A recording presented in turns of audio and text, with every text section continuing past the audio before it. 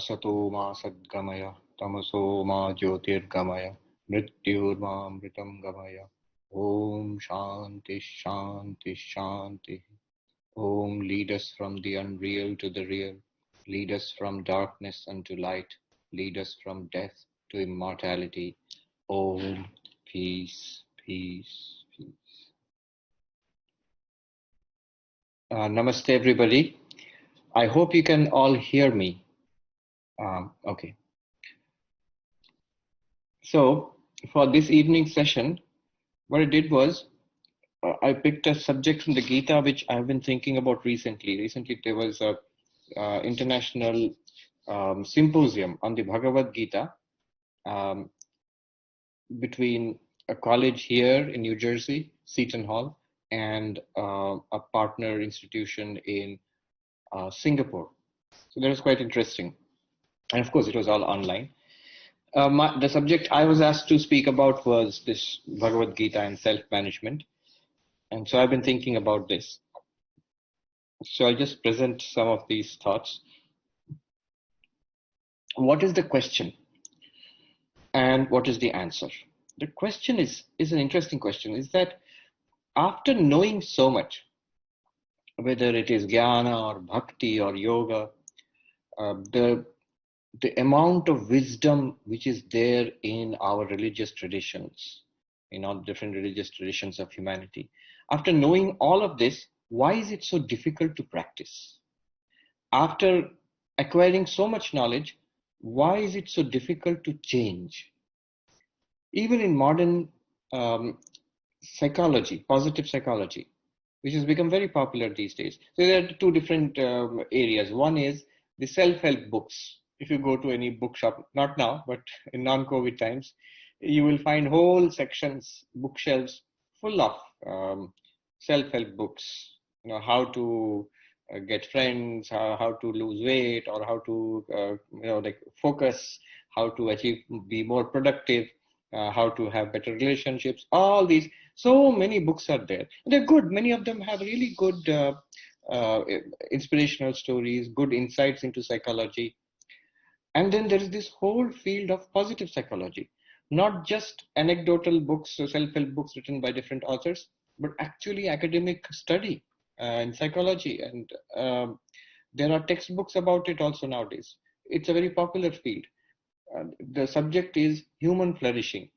So instead of studying just the illness, mental illness, how about studying normal human beings and how to make their lives better? So that's the area of positive psychology.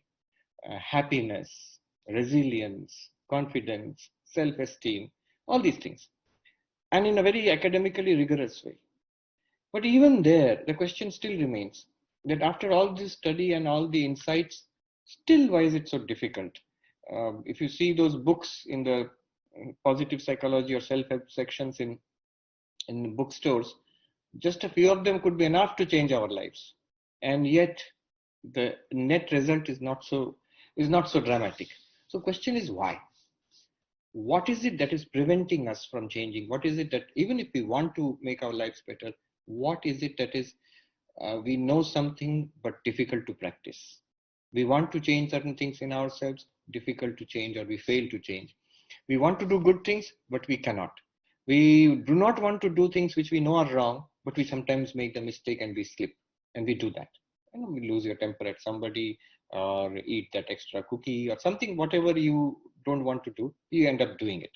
Why do we do that? This is an old question. It's a human dilemma, and it's always been there. The Bhagavad Gita has a very powerful and deep insight why this happens and how can we overcome it. So this is the area of self-management in a very particular area. How do we manage ourselves, the resources which are available to us to improve our lives and indeed to ultimately attain enlightenment? So in the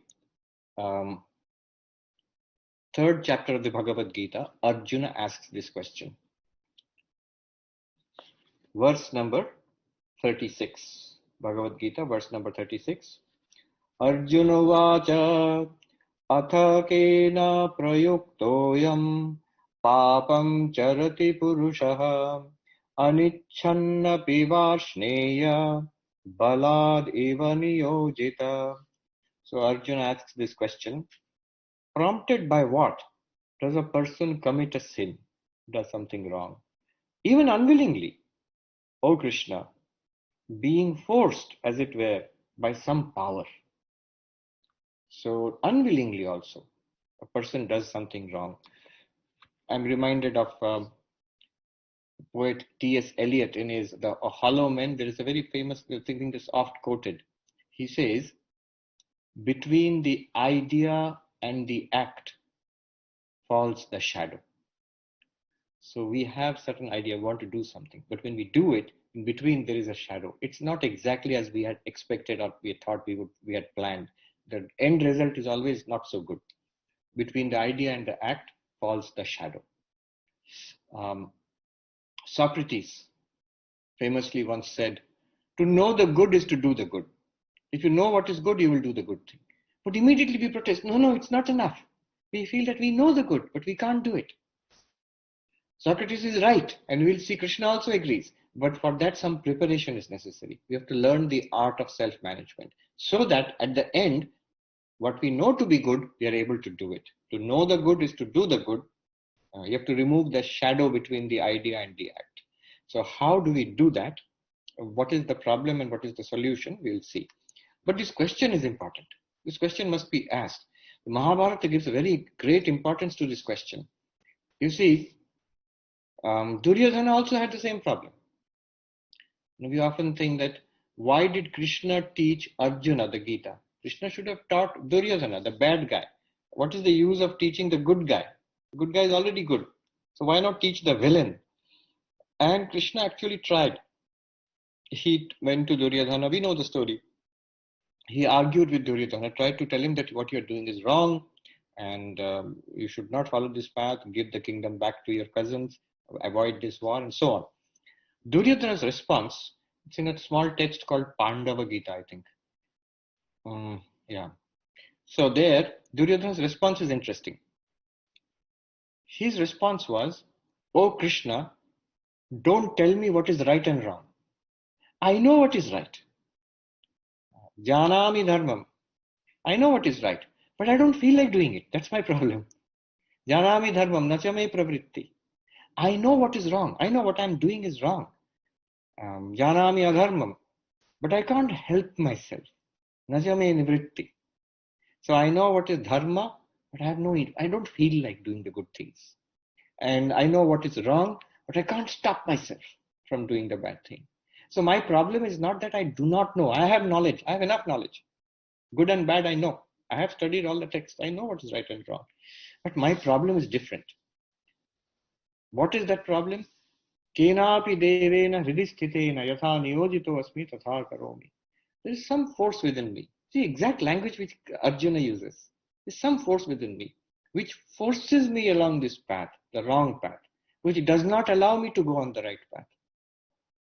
So what is the difference? What makes Duryodhana Duryodhana? What makes Arjuna Arjuna? Why is Arjuna the hero and Duryodhana the villain? Both have the same problem. Both have the same disease, and which is shared by all of us. All of us have it. If we did not have it, we would be Jivan Mukta Brahmagyani by now. So what is the difference? The difference is Duryodhana gave it as a fact. This is the problem, and I'm fine with it. There's no need to change. He does not see the need to change or the desire to change, desire to improve himself, how to pull out of this, do the right thing and not do the wrong thing, and what is the way I can manage myself, the art of self-management. He does not ask. Arjuna asks, this is my problem. What can I do? Please help me. And there Arjuna becomes the hero and Duryodhana becomes the villain. So this much is the difference. Problem is the same for all human beings. The difference is this. Are we willing to change ourselves? Are we willing to improve ourselves? Our senior Swami Pitambaranji was saying, his teacher, Swami Bhaskareshwaranji in Nagpur many years ago, told him, very simple, it's easy to remember. Feel the gap and then fill the gap. Feel the gap, F-E-E-L, feel the gap between what is my present state and what is the ideal. Feel the gap. And then fill the gap, F-I-L-L. Feel the gap and fill the gap. Swami Vivekananda said that there's always a difference between my present reality and the ideal. What is spirituality? Spirituality is not to drag the ideal down to my level and say everything is fine. I am all right. Spirituality is to push ourselves, the reality which we have now, to push it up to the ideal. So there is a struggle and little strain is involved in that change. So that is filling the gap. This is the gap between the ideal and my present condition. This gap has to be filled by raising ourselves from our present condition up to the ideal condition, whatever I set as my goal. So I like that phrase, feel the gap first and then fill it. Raise yourself to that. So Vivekananda said, one of the greatest, most insidious dangers in our life are people who come to make excuses for us, that you are fine as you are. So if real well-wisher will say that you can do it and your life can be better and one can be a better person. We can do greater things, better things in our life and our inner life. There can be more peace and strength and joy. We can lead a moral and spiritual life. That is a good teacher. Right. So Krishna gives the answer to Arjuna's question. Arjuna's question was, why is it so difficult? You have taught me yoga, you have taught me Vedanta. Why is it so difficult to practice? And unwillingly also, we do wrong things. Anichannapi. Impelled by some force. Baladiva niyojita. As if some force is there. Of course, the force is there. Vasanas are there, which are pushing us. So what is the problem here? And what can be the solution that is implied? Then we'll see Krishna's answer. This is verse number 37, third chapter. Shri Bhagavan Uvacha Kama Esha Krodha Esha Rajoguna Samudbhava Mahashano Mahapapma Vidhinam Iha Vairinam. Sri Krishna said, this is desire, this is anger, born of the Rajoguna, which is the guna of Prakriti. So of great appetite, and it is most sinful. Know it to be an enemy here. This is the enemy. You are asking, what is the problem here? Why are we unable to be moral? Why are we unable to be spiritual? And why do we keep doing wrong things once in a while in spite of not wanting to? The answer is the power which is forcing us to do this. Kama esha, krodha esha, desire and anger. Later you will see, he will collapse this back to desire only. See, the point here is desire. I want something in this world. It's really strongly I want it. So kama, any kind of thing in this world. Now this desire, if it is obstructed, it becomes anger. Anger is born of desire. Already in the second chapter, Krishna has said, Kamat krodho vijayate. Already has said this, that when the desire is obstructed, it becomes anger. So note, when people say, I have a problem with anger, the problem is really with desire. There is a certain way we want things to be. We want people to behave in a certain way. We want things in our life to be arranged in a certain way. I want others to treat me in a certain way. I want my life to go in a certain way. Then it does not go like that. People do not behave like that as expected, and anger comes. My expectations are not met. So behind every episode of anger, there is some kind of desire. We don't know which desire it might be. Sometimes it's very clear. And child's anger is clearly some desire. You stop it immediately, they'll get tantrum and anger. But we are also like that, like little children, and we also burst out. Only our motives are a little more hidden. We are more sophisticated. So behind anger is always desire, frustrated desire. So it's good. Satisfy the desire. If desire is satisfied, it leads to greed, lobha. So you see the connection. Kama, satisfied, leads to lobha. Kama, dissatisfied, leads to krodha. Lobha, greed. Krodha, anger. But both can be collapsed back into the root cause, which is desire. Kama, desire. We're just thinking that here in Manhattan, these two classes of people are there. There are poor people, homeless people, and there are these multimillionaires and billionaires, two different classes. But The problems of both stem from the same source. See, when karma is satisfied, desire is satisfied, we want more. So you are rich and powerful. There is no anger. Your life is good. But what do you want? More and more and more. The problem of the rich classes is greed. And the problem of the most deprived and poorest are often not greed. They don't want much. But because it is frustrated again and again, it is anger. It bursts out in, breaking, rioting. So this kind of, in both cases, the source is desire. Kama esha, krodha esha, rajoguna samudbhava. And where does this desire come from? It comes from Prakriti, nature. We know this is the Sankhyan cosmology. Whole of universe, physical universe, our bodies, our senses, our mind, buddhi, all of these are made, including this physical and subtle body, all of these are made of Prakriti, nature. And nature, according to Sankhya, has these three qualities, constituents: Sattva, Rajas, Tamas. Sattva, Rajas, Tamas. I will not go into it. Among them, Rajas is the quality of being dynamic, energetic, desirous, grasping, reaching out to the world. So, in fact, I was reading someone Freud. So the term libido, which is generally connected, we will see immediately it's connected with physical desire. But he gives a very deeper definition. He says any movement of subject to object. So that's a very Sankhyan or Vedantic definition. Any movement of subject towards object is libido. So any movement, we want something from the world outside. That is desire. Kama is exactly the Sankhyan or Vedantic definition of kama. Now, he says, this is the great enemy. You are asking Arjuna, what prevents you? Why are we unable to do what we know to be right? Why do we do what we know to be wrong? So we know something, but our action is different. Between the two, poem of Eliot, between the idea and the act falls the shadow. Between my knowledge and my actual action falls the shadow of kama, this desire. So this point is clear that krodha and lobha, which are also the great, which prompts us to do wrong things, their source is kama. Their root is in kama. So kama is the essential problem. Now, what is the solution here? Up to this is something common to all religions, in every religion in the world, in every path, whether it is jnana or bhakti or dhyana, karma yoga or service, everywhere the same insight is there, that this inordinate desire is at the root of all problems. It is this inordinate desire which binds us to this body-mind system, which makes us think that I am this body-mind. In the path of jnana, that is the problem.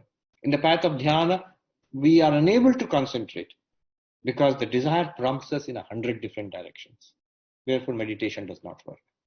Path of bhakti, we are unable to love God because all our love is scattered in a world, in 100 things, activities, objects, possessions, people. Our love is scattered in the world. It has become kama. So no bhakti is there, no genuine desire towards God is there.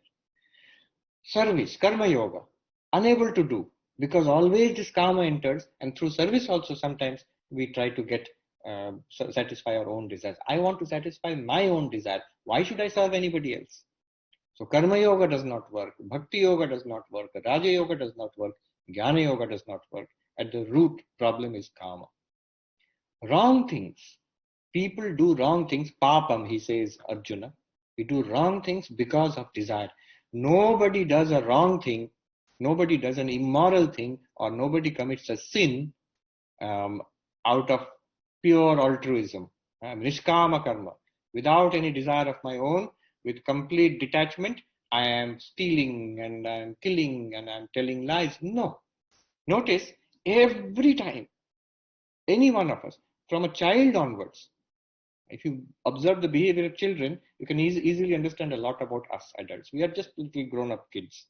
So when does a child lie? Or when does a child do something wrong? When it feels its little interests are threatened. So in the same way, we do wrong things either because of fear or desire. We want something, so we do something. We know it. We can, people tell lies or steal or take bribes or whatever, from small things to big things. We commit errors or make mistakes because of strong desire or fear. Fear also is connected to desire, because I'm threatened, my possessions, my family, my own health or physical my financial well-being. If this is threatened, then I can do wrong things also to protect it. So at the root is desire, and that makes us do wrong things. Now, this is one simple thing, but it's an insight worth thinking about. Nobody would be unethical. Nobody would be immoral if this desire was under control. Only because of this, people do wrong things. There's no other reason at all. So now what is the answer? From this verse onwards, 37 onwards, Sri Krishna deals with it in detail. I will not go into it, but it's a very interesting read. You can read yourself. I want to go to the very end and give the essential teaching there.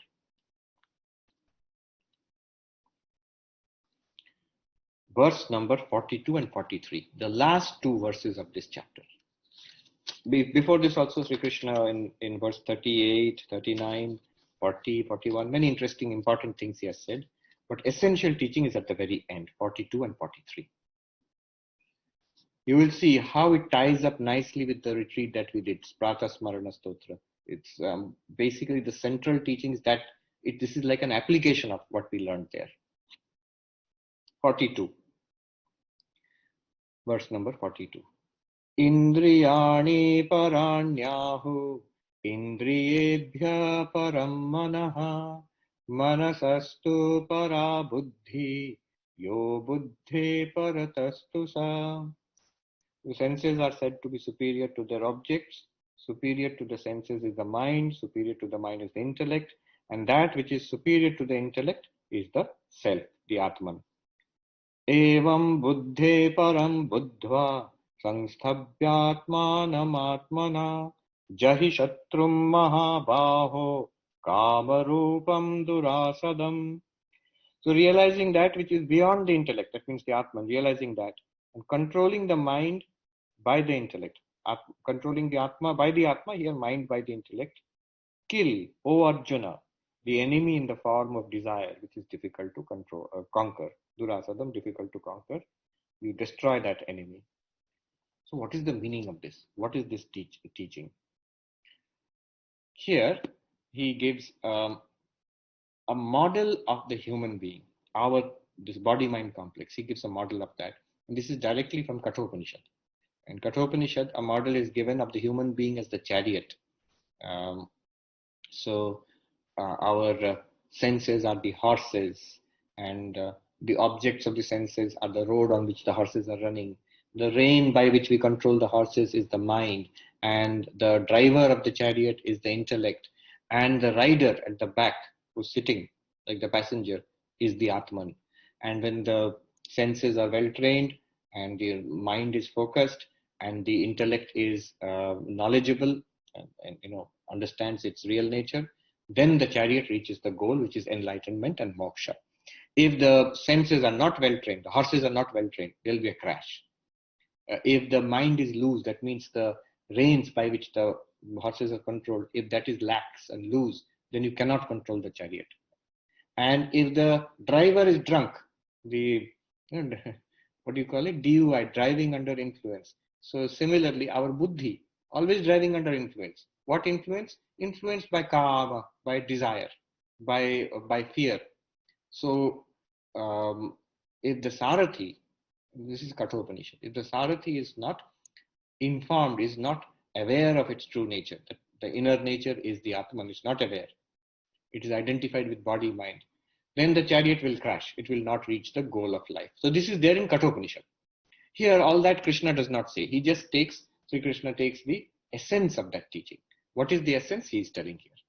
He is saying, notice this. Step by step, we will go from outside to inside. First of all, notice, how do you experience this world? What is the epistemology of experience? We see with the eyes, we hear with the ears, we taste with the tongue, we touch with the skin and smell with the nose. Five sense organs, five sense objects. Now he says, Indriyani paranyahu. The senses are superior to the objects. What are the objects? Object for eyes, form. Object for ear, sound, and so on. These objects are coming from the external world and we perceive them with the senses. He says, note that the senses are superior to the object. Superior in what sense? The senses alone reveal the objects cannot reveal the senses. The senses are aware of the objects. Eyes are aware of the form. By your eyes, you are aware of all these things you are seeing. But by the eyes, I can read the book. The eyes can see the book. The book does not see the eyes. The eyes are aware of the book. The book is not aware of the eyes. So the eyes are superior to the object, that is the form. Not only that, the eyes are the same and it sees so many forms. You can see people and room and laptop and Zoom and sky and earth and books and computers. All of this can be seen by the same pair of eyes.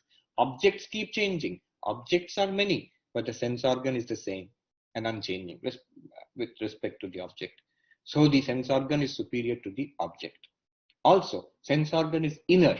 Inner in what sense? Closer to your real self. The objects are coming from externally and they come closer to you through the sense organs. Sense organs are inner, sense organs are common to all the objects, and sense organs illumine the objects, and the objects do not illumine the sense organs. So sense organs are indriyani, are superior to the objects. This much we understand? Okay. Now go further inwards. All the sense organs, they dump their information where? In the mind. Mind is the inner organ. So the sense organs are called bahirindriya. They're not, bahir means external. External word is not used, just indriya we call, but they're actually external. Bahir karana, the external instruments. And with respect to them, our mind, the inner person we are.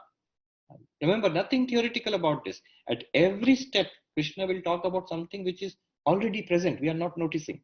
Krishna just wants us to notice it. Just take a look, Arjuna. All your sense organs are taking the information and dumping it in your inner instrument, antahkarana. What is the inner instrument? One is the mind. So superior to the sense organs is the mind. How is it superior? It is the mind which is aware of the senses. My eyes are open or closed. I need a hearing aid. I can't hear too well. All these things are known not by the senses. It is the mind which understands the conditions of the senses. All the activity of the senses, our senses, is noted and controlled by the mind. So mind is superior to the senses. Also, mind is all more pervasive. Pervasive means in what sense? Eyes can see only forms, but eyes cannot see sound. Eyes cannot see touch. Even the word, if you put it that way, it sounds silly. How can you see touch? Eyes cannot see smell. Eyes cannot see taste. So the eyes can see only one sensory input, that is form. Other four it cannot. But the same thing is true of the ears, only sound. The ears cannot hear form or they cannot hear taste. Even if you say like that, it sounds silly. But then what is the point? The point is the mind in its own place can comprehend all sense inputs. Notice, when all the senses bring their information, the mind understands seeing, hearing, smelling, tasting, touching. The mind can say, oh, the coffee color is brown. The mind can say, it has nice coffee taste. It is hot. And the mind can say, it is, it smells very nice. The aroma of the coffee. So touch, taste, the form, color, all of those are understood by mind. So the information from all five senses is collected by the mind. Mind can comprehend all of them. Therefore, also mind is superior to the senses. Krishna says, Indriyebhya param manaha. Mind is superior to the senses. And mind is inward to the senses. Compared to the eyes, compared to the ears and all that, mind is closer to the self. Remember, here we are not talking in physical sense, not just the physical eyes or the ears, the powers of seeing, the power of hearing, the power of smelling, tasting, touching. Compared to that, the mind is inner and closer to the self. Um, Subtler, mind is aware of the senses, senses cannot be aware of the mind, and mind is more pervasive. Mind is aware of the inputs of all senses, but senses cannot sense each other's inputs only. They can only sense each their own input. So mind is superior to senses.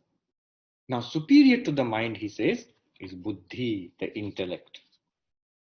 Manasastu para buddhi. Subtler, superior to the mind is the intellect. Now, this difference between mind and intellect, what's the difference? All sorts of thoughts, feelings, emotions, sense perception, everything is dumped. Central collection point, mind. It reminds me of, I don't know if many of the younger people may not have seen, but older people, especially from India, would have seen old telephone switch boxes. The operator would be there connecting, pulling cables, and I used to be fascinated as a child to see those things. It is much more dramatic than our modern electronic switch box. Nothing is happening. There is just a box. But there, one man or woman will be sitting with headphones and speaking and pulling out cable, connecting this, connecting that. Mind is like that. It makes all those connections. Higher than that mind is the faculty of understanding. These are all defined very clearly in Vedanta. Sankalpa Vikalpa Atmakam Manaha. Mind is which considers pros and cons and all alternatives, all information is dumped in the mind, which we are experiencing all the time. But what is buddhi? Nishchayatmika buddhi. Buddhi is that which gives understanding, clarity, insight. A very good way of understanding this is when we do, say, remember when we used to do mathematics problems. So when you're struggling with it, trying to understand, trying to get the information and put it together, mind is working. Buddhi has not yet comprehended. The flash of understanding comes. I've cracked that problem. Now I get it. That's buddhi. So are they different? Actually not. They are different faculties or powers of the antakarana. Antakarana, inner instrument, remember. In the inner instrument, mind is one kind of activity, buddhi is another kind of activity. I guess in modern neuroscience, as far as I've read, different parts of the brain light up in, for example, emotion, certain emotions, the different parts of the brain. But analytic skills, when you use mathematics or you're thinking deeply, certain parts of so-called this neocortex will light up. So that means even at the brain level, buddhi and mind have different areas which are functioning. So buddhi is the faculty of understanding. That which is trying to understand right now, that's the buddhi. The one which says, I don't get it, buddhi. The one which says, I understand it, buddhi, which gets clarity, understanding. So buddhi is superior to the mind. It is the buddhi which can see that the mind is sad, or the mind is happy, or the mind has understood something, or the mind has a desire. That is, the clarity comes from the buddhi. It can compare and it can reach a decision, make decisions. That is buddhi. So buddhi is superior to the mind. Both are different functions of the antakarana, same antakarana, but buddhi is superior to the mind. And buddhi is the one which has understanding. Knowledge is at the level of buddhi. Then he says, Krishna says, beyond the buddhi, here is the real teaching. Up to this we must be clear. Then beyond the buddhi, yo buddhe paratastu sa. That which is higher than the buddhi is the Atman or consciousness. Now, here is something we must follow in a subtle way. What is beyond the buddhi is another function of the antakarana, the self. He says the Atma or the self. The self, the first thing we know about the self is aham, I. The I, the feeling I which we have. This feeling of I which we have has three components. One is ahankar, which is a function of the mind, which is a function of the, not mind, antakarana.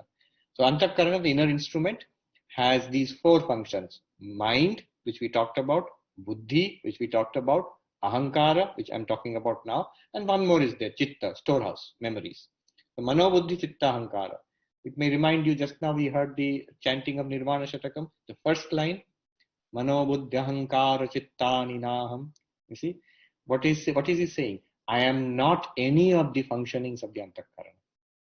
The four functions of the Antakarana, Mana, mind, which we talked about now, Buddhi, which we talked about now, Ahankara, and Chitta. So these are the functions of Antakarana. When we say Atma or self, what we normally catch right now, when I say myself right now in ordinary language, is this Aham, I. And this I has three components. One is the Ahankara, which is a function of the mind. It is very much within Prakriti. It is material. And just like Buddhi, just like Manas, and just like Chitta, Ahankara also is a function of the mind. But in the Ahankara shines consciousness. It is called Chidabhasa, reflected awareness, or reflected consciousness. And this consciousness is a reflection of the original consciousness, which is Atma, the real Atma. Chaitanya, Chit, Atma. Shankara, we just heard the chanting. So, Chidananda Rupaha Shivoham, that is the pure consciousness. So when you say I, right now, when you feel I, there are three things there. One is Ahankara, function of mind, reflected consciousness or Chidabhasa, and the real consciousness which our real self is. Now, good way of understanding is like this. When we look at our face in the mirror, think of it as the Ahankara, function of the mind. Function of the Antakarana. It's a material thing. Mirror. In the mirror is the reflected face. Think of the reflected face as the reflected consciousness, awareness. And quite apart from the mirror and the reflected face is my real face at a distance. Think of it as Chaitanya, Atma, Chidananda Rupaha, the real self, Atman, Brahman, whatever you call it. Again, to repeat, the example is a nice example. Mirror is like Ahankara, specifically. In more general sense, Antakarana, the inner instrument. In the mirror is the reflected face. That is like reflected consciousness, Chidabhasa.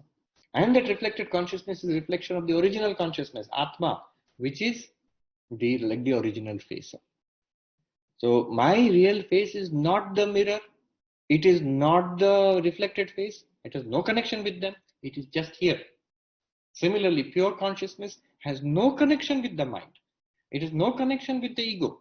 It has no connection even with the reflected consciousness. You are the pure consciousness. You are not the ego. You are not even the reflected consciousness in the ego. This is the central teaching of Advaita Vedanta. At this point, the cut is made between you, the Chaitanya, and body-mind system. Where is the connection between me and the body mind? I'm being told again and again, you are not the body, you are not the mind. All right, but how am I tied with the body mind? Where is the precise point to cut? It is there in the sense of I. Where in the sense of I you find Ahankara, not me. Shankaracharya, notice what did he say? Mano buddhi ahankara chittani na aham. Aham na mana, I am not the mind. Aham na buddhi, I am not the intellect. Aham na chitta, I am not the chitta, the memory. Aham na ahankara. Have you noticed what an interesting thing? It literally means I am not I. How can I be not I? What it means is the original face here, this face is not the mirror, is not even the reflected face. Reflected face belongs to the mirror. The reflected face does not belong to me. How do you know reflected face belongs to the mirror? Depending on the mirror. Concave mirror, one type of reflection will come. Convex mirror, another type of reflection will come. Dirty mirror, one type of reflection. Sparkling clean mirror, another type of reflection. All of it depends on the mirror itself, not on the original face. The original face is simply what it is. Similarly, pure consciousness, Atma, you are what it is always, not at all affected by body and mind, appears to be affected. And because we do not know our real nature as not body, not mind, We get confused with the body-mind and we get connected with the mind, and then all the problems of mind, all the problems of body becomes my problem, and we are trapped in samsara. So this is called chit jada granthi, the knot, the connection, the mix-up between consciousness, not consciousness, chaitanya and jada, this place. Is it a physical connection? No. It is just a misunderstanding, just an ignorance. This knowledge will cut that ignorance. There's no way of physically cutting it because there is no physical connection.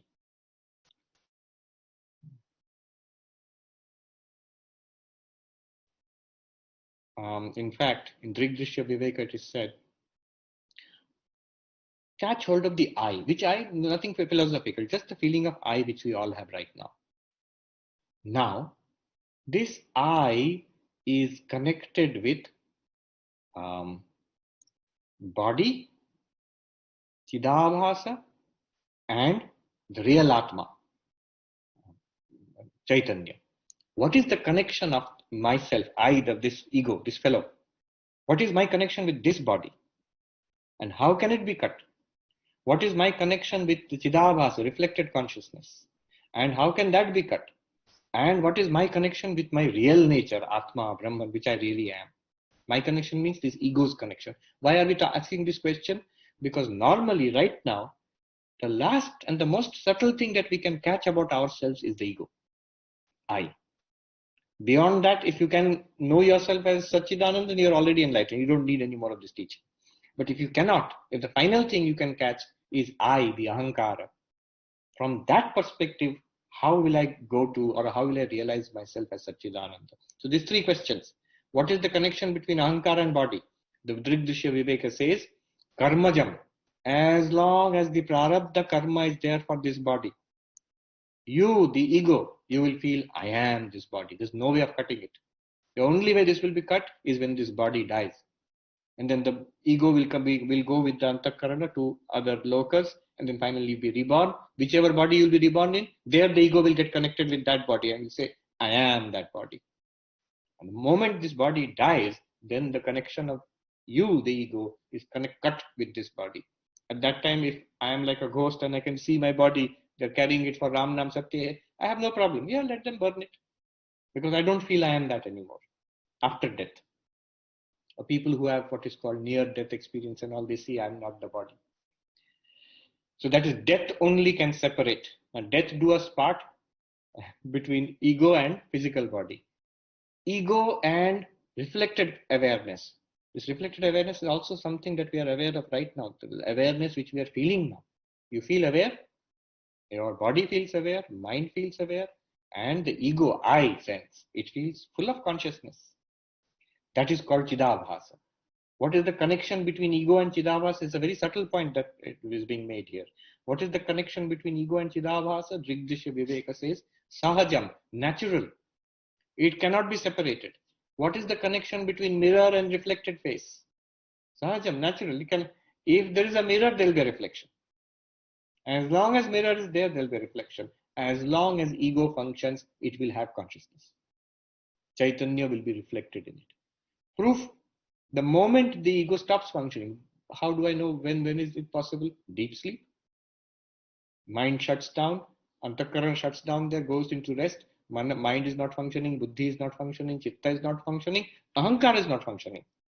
Then the reflected consciousness is also not evident. Still we experience that. How we experience is because Chaitanya alone is lighting it up. Anyway, that's a different topic. So the second question is between Ahankara and Chidabhasa relation, Sahajam, natural. It cannot be separated. As long as ego functions, consciousness will be there. Reflected consciousness. But the actual point of this deliberation is, what is the connection between the ego that I feel now and the Atma or Brahman, Turiya, Chaitanya, which Advaita is telling me, my real nature, Chidananda Rupa Shivoham. What is the connection? He says, Ajnanajam. There is no connection. It is, one sadhu said, Bevkufi matra hai. It is a foolishness. There is no connection between, just like you have the original face has no connection with the reflected face, no connection at all, no link. It is not that face. It's just an illusion set up because of the presence of the mirror. Similarly, you, the Chaitanya, have no connection with ego. Therefore, Shankaracharya can say, Ahankara na aham. A great relief comes, a great letting go. Don't worry, life will go on. Prakriti will make you work. As long as the body is there, it will go on doing its thing. But you are free of it. When the body is there, when the body is not there, when the mind is functioning, when the mind is not functioning, happy, sad, whatever happens, you are free of it. You are like the vast blue sky in which clouds of various hues come and go. Then you can say Chidananda Rupa Shivoham. You can say means who will say? Mind only will say. Buddhi only will say. Using those words, then only you can sing with the body, mind.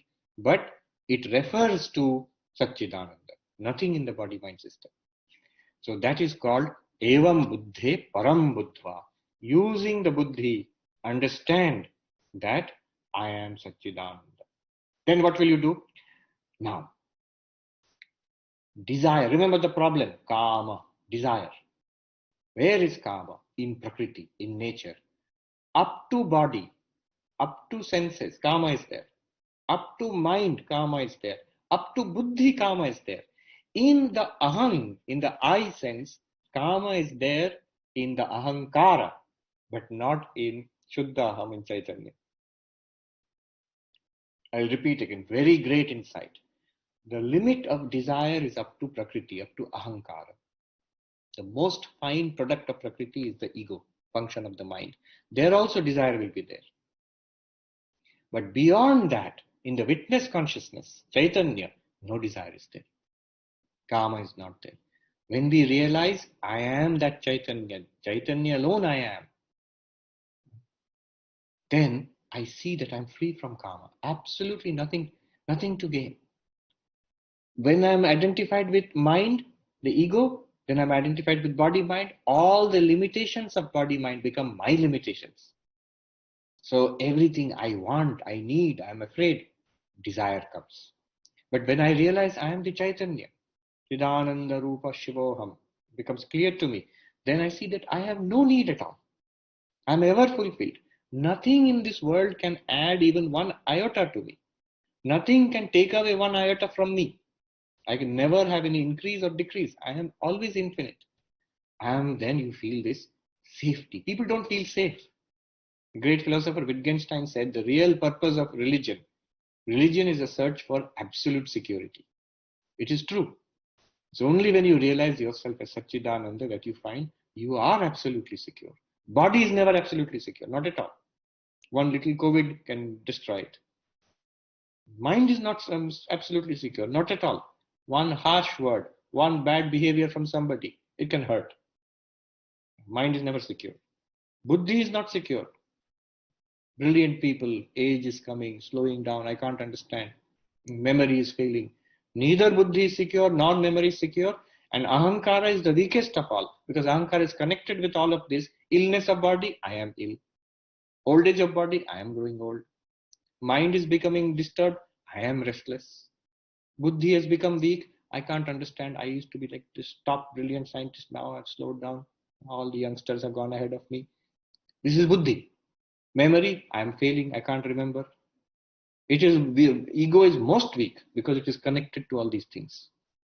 But Chaitanya, the witness of this, is not at all weak. It reveals all of this. The strength and the weakness, the ups and downs, all are revealed by Chaitanya. When you realize the Chaitanya, then he says, Sanstabhya, controlling, stabilizing, Atmana Atmanam, self by the self. Same language earlier, later on 6th chapter, Krishna will say, Uddharet Atmana Atmanam, lift yourself up by yourself. So which self is, what is Atma and what is Atma? 2 times using Atma, Atmana. By what? By the Buddhi which is full of this knowledge. Atma is safe. You are always safe. Now, how to rescue this, how to control the problem of desire in this body mind? That was Arjuna's original question. It is no use telling Arjuna, everything is fine, you are Brahman. Arjuna is saying, that is not the problem. How to practice it in daily life in this body mind? That's my question. The answer is, Kama is the problem. How to overcome kama? That is my question. I know Brahman is fine. That is all right. So in this body mind, how to overcome? How to become Jivan Mukta in this body mind? That is the question. So how will you do it? Fill the intellect, the buddhi, with this knowledge. Aham Brahmasmi, Chidananda Rupa Shivoham. Never connect with the ego and body mind system. Always connect with the Shuddha Aham, Chidananda Rupa Shivoham. This knowledge, you fill it, soak the buddhi in this knowledge. Again and again, every time. I am not the little self in a body and a mind. No, I am Chaitanyam. In me, a body and mind are appearing, good or bad, whatever. I am always Chaitanya. I am always Chidananda Rupa Shivoham. Think about it like that. All these things are appearing in me. They have no existence apart from me. They are all revealed by me. What can the world do? World is revealed by senses. What can the senses do? Senses are revealed by the mind. What can even the mind do? Mind is revealed by buddhi. What can even the buddhi do? I, the Satchidananda, I reveal the buddhi. From buddhi down to and ahankar also. From ahankar and buddhi down to physical things in the world. Everything is revealed by me. Their existence is established in my consciousness, in I, the consciousness. They are nothing compared to me. They are like little motes of dust in the sunlight. So, I am that sunlight. You fill the buddhi with this idea, then control the mind. Through the mind, control the senses. And the senses, body and sensory system is controlled by the mind. The mind is controlled by the buddhi, which is filled by self-knowledge. Evam buddhi param buddhva sanstabhyatmanatmanam. Control or stabilize the mind by the intellect. What intellect? Intellect which has got this clarity about who am I. Then what do you do? Jahi Shatrum Mahabaho. Win over, destroy, conquer this great enemy, Kama Rupam, which is otherwise very difficult to conquer. I'll tell one little incident and then stop. One very senior Swami, very spiritually advanced Swami. So one day I was traveling with him in a train and he was telling me about this, how he overcame Kama, desire. So I asked him, I was not thinking about this at that time, but I automatically asked him, as a young monk, I asked him, Maharaj, if you can overcome this in the very depths of your mind, you must have realized at some point that you are not the body mind. Clearly seen that. He smiled softly and he said, yes. I will not tell the name of the Swami, but he says, yes. At one point, I did realize permanently, forever, like clearly I'm not the body mind. After realizing that, the final death blow can be given to karma. Because it is not my karma anymore. I know I am not it. If I am the mirror, then if I try to scrub the mirror, I'll say, oh, it's so difficult. I am being hurt, you're scrubbing me. But if I know I am not the mirror has to be cleaned. I can clean the mirror vigorously, no problem for me. Similarly, I can take up the project of purifying the mind, of controlling the senses, and directing my body mind along the path of sadhana. One more little point. This is the explanation from Advaita. But I was reading from Vishishta Advaita, a very beautiful point was made. Remember, in Vishishta Advaita, this Chaitanyam, which you see, not body, not mind, and not the buddhi, not the ahankara, not the indriyas, not the mind, beyond that, Chaitanya. But in Vishishta Advaita, that is not the end. That is our real nature as Chaitanya's consciousness. And beyond that is the total Chaitanya, which is Narayana or God. So we are tiny part of the Brahman of Narayana. In Advaita Vedanta, that Chaitanya itself is the final thing. There is nothing beyond that. We are that real, infinite reality. But here, we are part of Narayana, part of Vishnu. So what happens is, this insight from Vishishta Advaita is, as long as the Chaitanya is stuck to the ego, ego is part of Jada nature, that force which is called Kama, desire, it becomes desire. And we want things in the world. But when you realize I am Chaitanya, I am consciousness, not ego, not buddhi, not mind, that force itself, the same force which was Kama, now becomes prema. That which was pulling me towards the world, that prema will now pull me towards God. I, the Chaitanya, will be attracted to the super Chaitanya or the Saguna Brahman or Narayana, whatever you call it. So I am a part of Narayana, I will realize.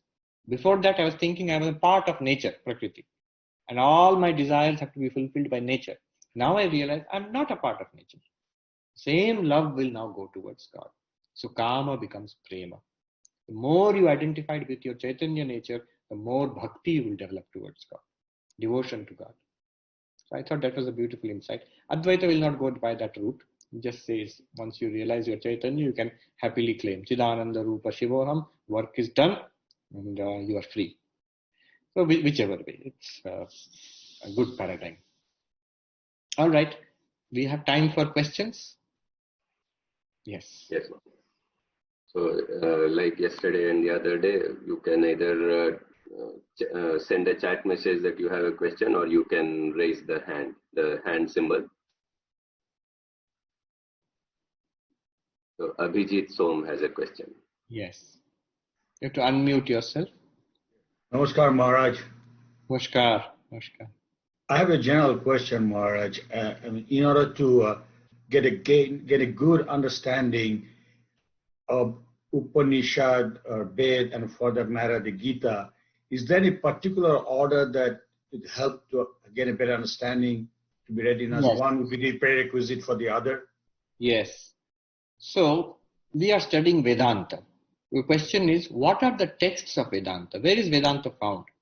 So Vedanta literally means Upanishad. When we studied Vedanta, the definition of Vedanta we memorized as brahmacharis. Vedanta Nama Upanishad Pramanam. The source of spiritual knowledge called the Upanishads is Vedanta. What is Upanishads? So in the four Vedas, Rig Veda, Yajurveda, Samaveda, Sarvaveda, you will find some texts. As a part of the Veda, you will find some texts called Upanishads. These Upanishads teach you the final teachings of the Vedas. The Vedas we know are the earliest and most fundamental scriptures of Hindus. Many parts of that we don't follow anymore. They have become obsolete. The yajnas, karma kanda, we have replaced it with our modern pujas. In Hinduism nowadays, it's mostly temple puja and all. The Vedic karma kanda is done very little, but that has gone. But what is there is the spiritual teaching of the Vedas, the Jnana Kanda, which is Upanishads. So Upanishad is the foundation of Vedanta. It's the main text of Vedanta is Upanishads. There are many Upanishads, but usually we take 10 or 11 Upanishads as important. Why important? Because Adi Shankaracharya, about 1500 years ago, he wrote commentaries called Bhashya. He selected these. And he built his whole system of Advaita Vedanta on these 10 Upanishads, or 11, some people say. Now, what is Bhagavad Gita? All the teachings of the Upanishads, the essence has been taken by Sri Krishna and taught to Arjuna. So suppose you say, I have no time to study all those Upanishads. Fine. If you study Gita, I remember in Deoghar Vidyapith, once a little boy asked me that Muslims study Quran, Christians study Bible. So why don't we study the Vedas? So I said to him, we study the Gita. Because the boys in Deoghar, they chant the Bhagavad Gita. We study the Gita, he said, yes. Then you are studying Upanishads. In the Gita Mahatmya, there is Sarva Upanishado Gavo. All the Upanishads are like cows. And Krishna is the cowherd, the milkman, who is milking the cow. And the milk of the cow is the Bhagavad Gita. And Arjuna is compared to the calf and so on and so forth.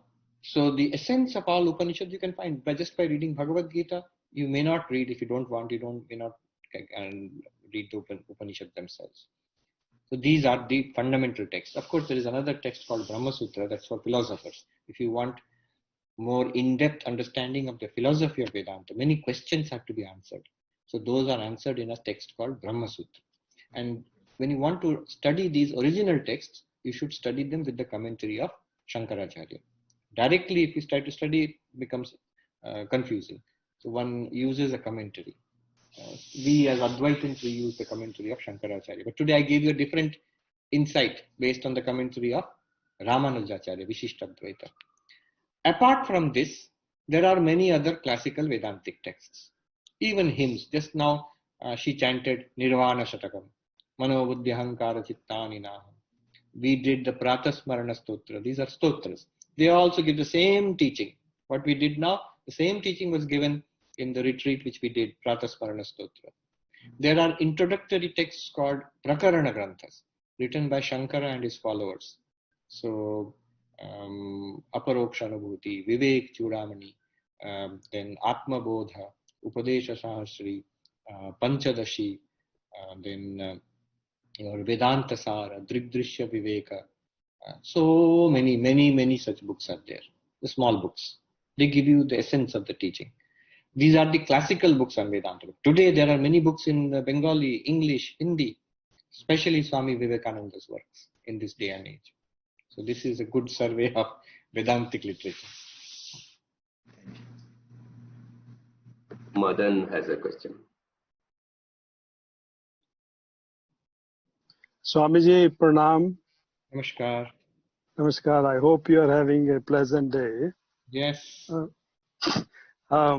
I have heard your presentation very minutely, and I must confess that at the end, my thought process, my mind is feeling numb. In a positive way, I would say, but still it has some calmness, but it still has some questions. So what has happened over time is that whenever we have tried to study Vedanta in a group, people would say that we have to get rid of our desires, we have to minimize our desires, which then people started talking to one another that is not possible, okay? And therefore, it appears that action is very difficult. But the way I heard you today is that understanding, listening, reading more eventually would help you, automatically would shed your desires. Okay? And that sounds very hopeful, except when that would come, that sometimes appears very fatiguing. Okay, so I don't know if there's any kind of measurement there or not. How to hope that at some point in time that would come. All right, so let me just respond to that.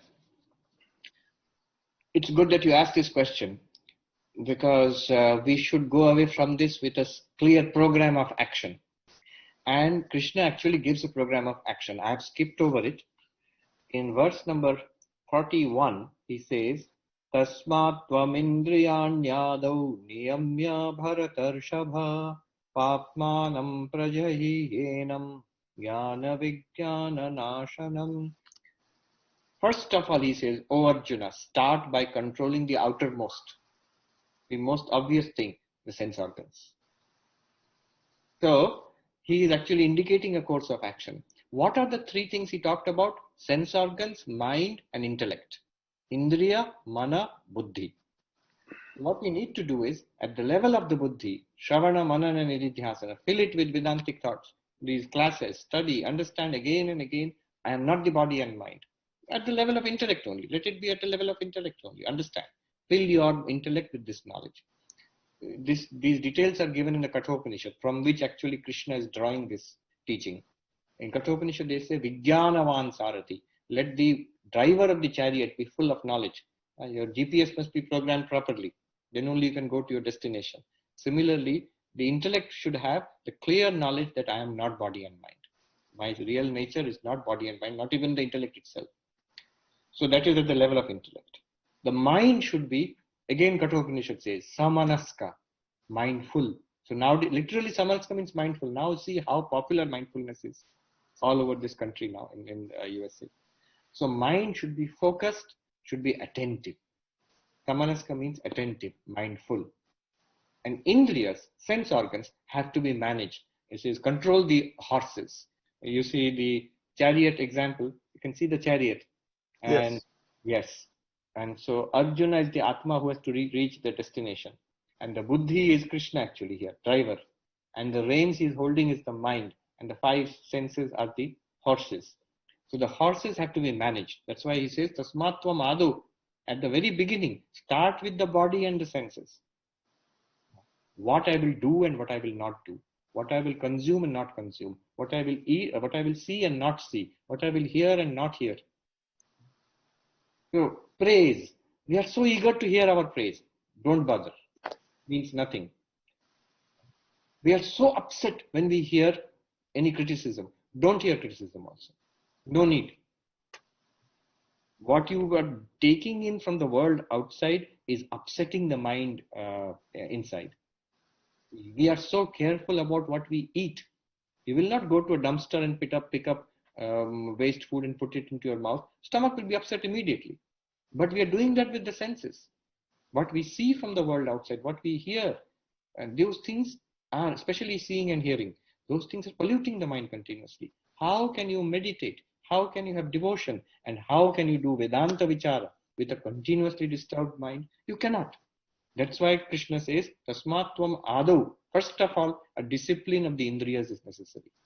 Basically, what he says is a sattvic lifestyle, a kind of disciplined lifestyle. And it has many aspects. He's giving the principle here only. After that, mind has to be calmed. These are all simultaneous practices. Daily meditation is necessary. And the intellect, he says, has to be filled with Vedantic thoughts. So, basically what he's suggesting here is the four yogas. There must be Karma Yoga, Bhakti Yoga, Raja Yoga, and Jnana Yoga in our lives. This is the program of action which he is giving. By this, you will realize that you are not the body-mind. You are the witness consciousness, Chidananda Rupa Shivoham at that level. It is all right. And once you realize that, then the job of controlling body-mind, job of overcoming suffering, overcoming desire will be much easier. What we find difficult to control at our level, and why a Jivan Mukta or a saint finds it so easy to control, the difference is this.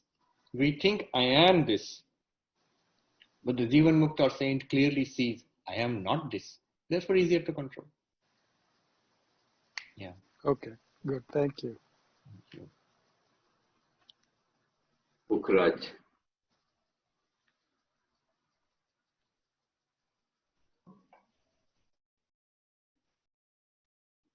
Namaste, Swamiji. Namaste. I have a very simple question about Chidabhasa. You mentioned about, is it an intermediate stage between Ahankar and consciousness, Chitta? Or is it because you say Kama doesn't reach up to Chidabhasa? Consciousness is not Chitta. Chitta is memory. Consciousness is Chit. We add one takar, it becomes Chitta, which is memory, a storehouse. But that is also part of the mind. It is also material, that's also jada, that's also limited. But Chit, pure consciousness, is unlimited. It is the witness of all of this. Now the Chidabhasa, if you are asking, is it intermediate between the Antakarana and the Chit? Not intermediate. The Chidabhasa also is very much part of the Antakarana. It is the pure consciousness which is reflected in the Antakarana as Chidabhasa. So it is not an intermediate stage.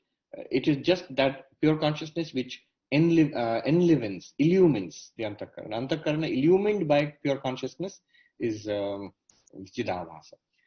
Yeah. So in course of evolution of somebody's self-realization, does one goes to Chidabhasa stage first and then goes up to consciousness? No, not Chidabhasa stage. You already have the Chidabhasa. The jump is from the Antakarana illumined by Chidabhasa to the Chaitanya. Imagine the mirror and the reflected face and original face. You don't have to go from mirror to reflected face to original face, because mirror and reflected face are the same thing only. When there is a mirror, it will automatically reflect your face. From there, you have to go to your original face. Go means understand, realize. And that understanding is also at the level of mind only. Atma does not understand or need to understand anything. Thinking, understanding, not understanding, ignorance, knowledge, all mind. Mind, buddhi, so all of that. Yeah. There's a saying,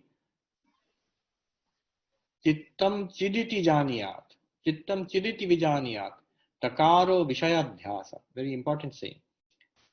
The mind know it to be pure consciousness alone. We're not saying that pure consciousness and mind are separate, But ultimately, nothing is separate because everything is just an appearance in pure consciousness. First stage, you have to separate. Then finally, you have to realize nothing is apart from pure consciousness. Then only Advaita will be there. So know the mind itself to be pure consciousness. In Sanskrit, Chitta and Chit. What is the difference in Sanskrit? One takara is added. Chit plus ta is chitta.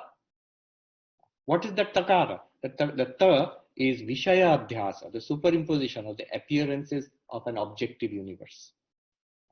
With the superimposition of an objective universe, consciousness itself appears as the mind.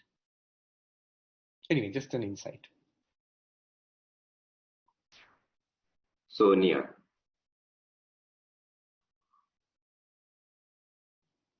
Sonia, you can unmute and ask. Okay. Namaste, Swamiji. My question to you is sort of personal.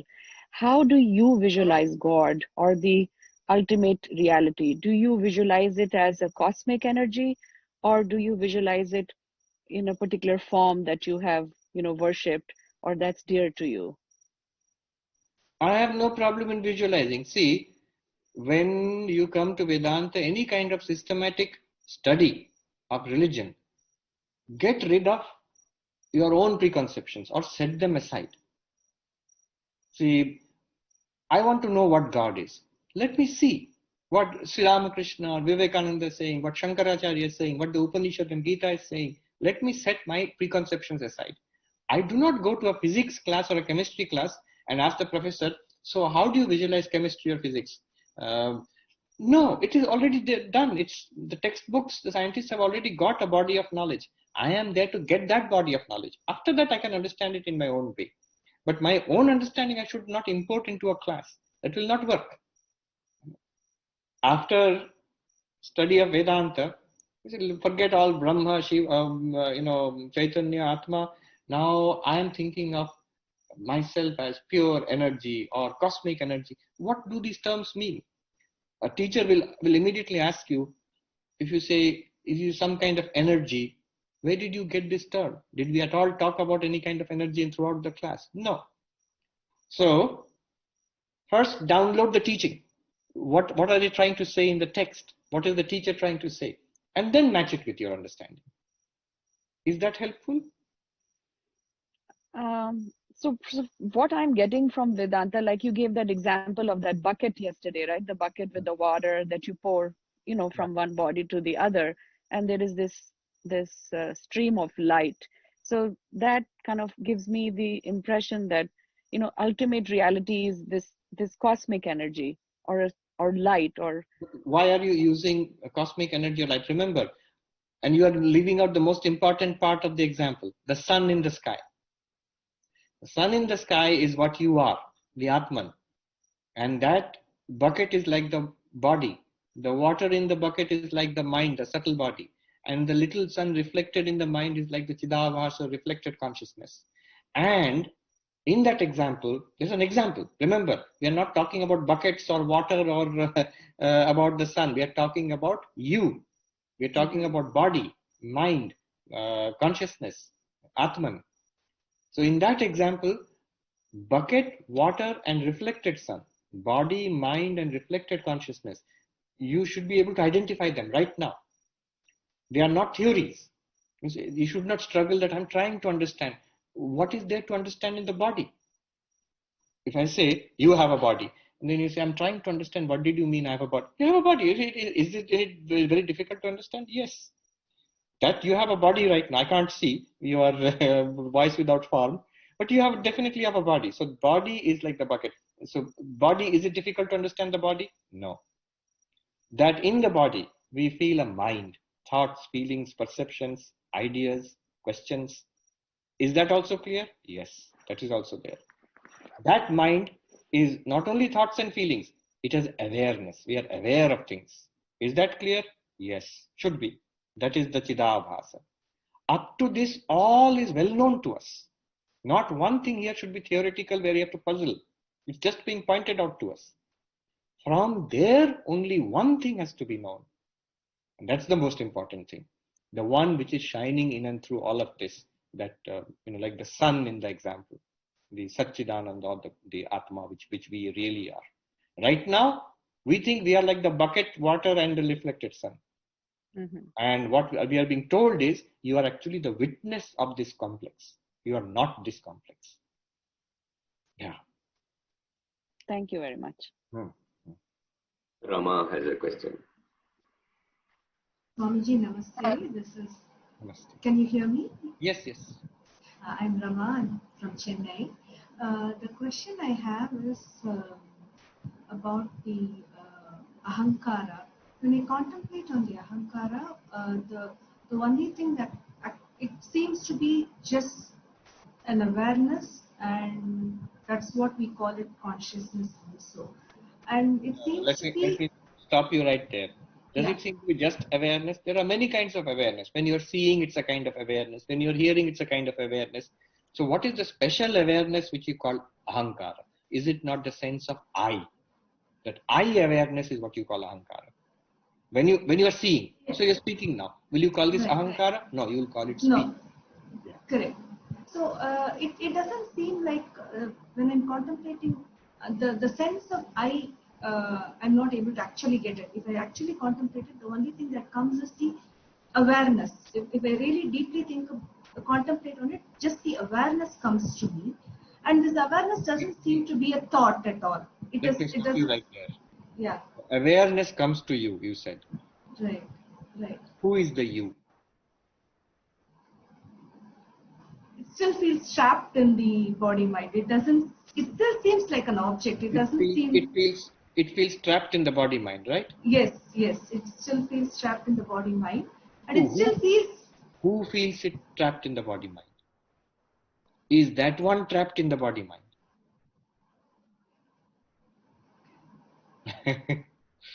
You see where I'm pointing? Yeah. Let me give an exercise to all of us. This is suggested by Greg Good, who is a psychologist working in New York, and he is very much influenced by Vedanta actually. So he uses it in his practice. He says, when you say, I am not the ahankara, let us practice it and see exactly what it means. Because she has asked a question, I'm giving this exercise. We can all do it. This exercise is for identifying ahankara. Where is it? Locating. Actually, physically. When I say hand, here is hand. Where is ahankara? Let's see. So when I say ahankara, when we all say I want you to feel, where do you feel the sense of I? Let us divide the body into two parts. If you draw a horizontal line through your waist, like below the waist, above the waist, two parts of the body. Where is the sense of I? Most of us, we will automatically say, no, above. I feel I more above than below. Okay. Through the middle of our upper body, we draw the physical line like this, like a horizontal line in the middle like this. So where do I feel the sense of I? Upper part or in the tummy, in the belly, where? Most of us, we will say, above this, I feel I am somewhere here above. All right, let me draw another mentally a line through the neck. Below the neck, above the neck. Where do you feel I? Most people will say above the neck. Some might say in the chest. Some might say above the neck. Many will say. All right, above the neck. Now feel the face, head, top of the head, the front, the face. Feel that. Feel your awareness there. Where am I? If I force you to say that, divide the head into three parts. One line like this. You look at me. One line like this. One line like this. So one part is here, one part is here, one part is in the middle. If I force you to say, no, give me one spot where you are feeling I. Some might say, if you force me to say, I will say somewhere in the middle, behind the eyes, inside the head, behind the eyes, or just above the eyes, I feel I. Okay? So it's like a spot where I feel I am here. Now let me ask you the question. If you feel that I am here, that I which you feel behind the eyes or somewhere right there in the head, you have located it pretty in a closed space. Isn't it an object? Isn't it something that is appearing to you? It's clearly a thing. It's a thing. It's an item. The ego, ahankara, is an item. Appearing to what? To whom is it appearing? That if you try to find that to whom is this ego appearing, you will not be able to catch it. Even that one to whom it is appearing, you might get a headache. Even to that one to whom it is appearing, that one is the Chidabhasa. That also is not the ultimate Atman. So, the ultimate Atman is that which shines as the Chidabhasa on the mind. And there you can locate the ego, which Greg Good shows. You can actually physically give, actually there is no physical location, but it feels. There is a very good reason why you feel I in the head. Because a lot of our senses are located in the face. Eyes are there, skin is very sensitive, tongue is there, ears are here. So generally senses are very active here. And therefore mind is also very active in the brain area. So you feel location of the I there. But Greg Good's point is more subtle. If you can locate the sense of I, then it's an object. It's a thing. Just like this hand is a thing. Similarly, breath is a thing. Then locating the I is a thing. It's an object. Object to whom? To what? To whom is this I appearing? Then you cannot be the I. Who are you? The one who is watching the I or the I? You are not the I. You are the one who is watching the I. This is a very good example, a very good exercise. Thank you so much. The eye also seems to move. The same exercise I've heard in your other talks and tried doing it. If I'm thinking that the eye seems to be located somewhere in the head region, but when I'm emotional, when I'm feeling anger or an anxiety, the eye seems to be in the heart. Chest region. Yes, heart region. Yes. Good. The eye seems to be moving here, then sometimes you may feel here. If you try to feel here, you can feel here. Right. So you feel here, you can feel here. Who can feel this here or here? That one which is feeling it, that one which is observing. Is that one moving? No. No. Who is that? What is that? That is your real nature. Thank you. I'm listening more and contemplating. That is what Ramana Maharshi again and again said. Follow that up. Who am I? We'll follow that up. First you will come to the ego eye. And from the ego eye you will go to the witness consciousness. That witness consciousness, Krishna just said, Evang buddhe paratastuya, beyond the intellect, beyond the ego, is that one. That one is not affected by the movement of the ego, by the movement of the mind, of the intellect, by the ups and downs of the body-mind. No. It reveals all of that. Thank you, Swamiji. I don't know how to go there, but yeah. Not go there. Yeah, I'll tell you how to go there. Yeah. How to go there is to go anywhere outside yourself, you have to move. Suppose I tell you how to go to the door of your apartment. You know, I have to get up and move in this direction. How to go to the kitchen. I know, I have to get up and move in that direction. But where you are sitting right now, how to go there? Yeah, that's the challenge. Huh? That's the challenge, I guess. Right? No. Think about which direction do you have to go? Okay. No direction. Then what do you have to do? You just have to remove the wrong notion that I am not here. I am already here, that much you have to accept. I give the example. You have come to Vedanta Society of New York. Now if you ask how to go to Central Park, I can tell you. You walk this way, take the left turn, Central Park West, you walk down, you will get to Central Park. How to go to Broadway, I can tell you. You can go this way and walk down 2 blocks, you'll go to Broadway. But if you ask, how will I go to Vedanta Society of New York? I can only tell you that you are in Vedanta Society of New York. If you ask how to go to the Atma, I have to tell you, you are the Atma already. You cannot be anything else. If you insist, no, you have to tell me a technique. Then I say, all right. Get up from your seat, go to the door, go out, around the block, take a full circuit around, then come to the door, and then you enter, you see Vedanta Society of New York, you come and sit down, then you will have reached. And that is what religion does. After all the sadhana, all the meditation, everything, when you realize the enlightenment will be, I was always it. The whole problem was I did not know it. When you discover it, you will see that it is discovered. It's not a new thing which is attained. It's always available to us. That's the amazing thing. I might say the tragedy of it is that we don't know it. One sadhu was asked, so about this verse, Swami Ramsukdas ji, he has a very nice Gita Sanjeevani he has written. So there he writes, so what is the practice? Abhyas kya karna hai for this, for realizing I'm beyond the body mind? How to realize? Kya abhyas? What are, tell me the practices? He says, abhyas nahi karna hai. What do you mean? Abhyas means practice. He says all abhyasa requires prakriti. Whatever you practice will be at the level of the senses. I will eat vegetarian food only. I will get up early in the morning. At the level of the body, I will sit in Padmasana. At the level of the indriyas, I will close my eyes. I will not see outside. At the level of the mind, I will repeat Rama, Rama, Rama, Krishna, Krishna, Krishna. At the level of the intellect, buddhi also, I will understand I'm not the body, not the mind, and all these things I'm trying to do. This is abhyasa. None of it will help you to become the Atman. Yes, all abhyasa is at the level of prakriti, body, mind, indriyas. You are already the Atman. Then what do you have to do? If you persist, there is no use telling me you're already Atman, I don't understand. Then he says only one thing you can do. You give up.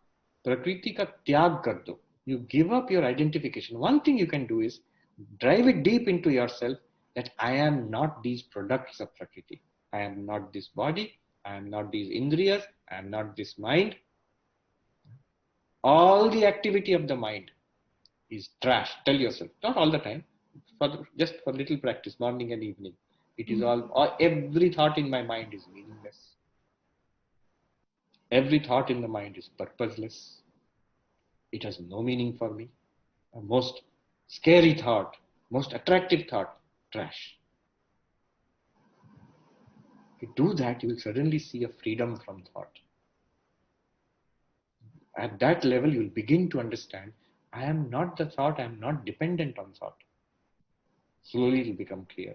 Ramsukdas ji said, first he said, abhyas nahi karna hai, because all abhyas depends on Prakriti. Does he mean he is telling you not to do prayer, not to do meditation? No, disastrous. That's why these teachings have to be handled carefully. If you do not do prayer, if you do not do meditation, you will have a damaged mind. You will have a damaged buddhi. No Vedanta is possible then. Yes. So, yoga, meditation, self-control, control of the indriyas, moral life, ethical life, mind filled with Vedantic thought. Very good. For whom? For buddhi, for mind, for body, for indriyas. But for me, the Atman, they are not necessary. That's what he wants to say. Abhyasa will not make you into the Atman, but they are it's very much necessary for the healthy or spiritual body-mind. For sadhaka, very much necessary. Sadhana is necessary for sadhaka. But by all of this, you will realize that you are always the Atman. Again, it's the mind that's realizing, right? So the mind needs that. Right now, and it has to realize, because right now we are so identified with the mind. So the ignorance of the mind is my ignorance. And the knowledge of the mind will be my knowledge. And the moment it realizes, I'll be free. After that, I don't need. But up to that point, I need. Swami Pavitrananda ji, who was here in the Vedanta Society of New York, it seems he used to say, do not abuse the horse which you cannot dismount from. Right now, no matter how much you say, I am not the body, not the mind, you cannot dismount from this horse. You're riding on this horse. So this horse has to be taken care of. It has to be sattvic, disciplined, trained, meditative, calm, moral, ethical. All these things are very essential. If I start abusing this horse, I am not it. Let it do what it likes. Disaster only will be there. Thank you so much. Thank you. All right then, Hari, we should conclude now. Should I do a Shanti mantra? Yes. Om Shanti Shanti Shanti Hari Om Tat Sat Shri Ramakrishna Arpanamastu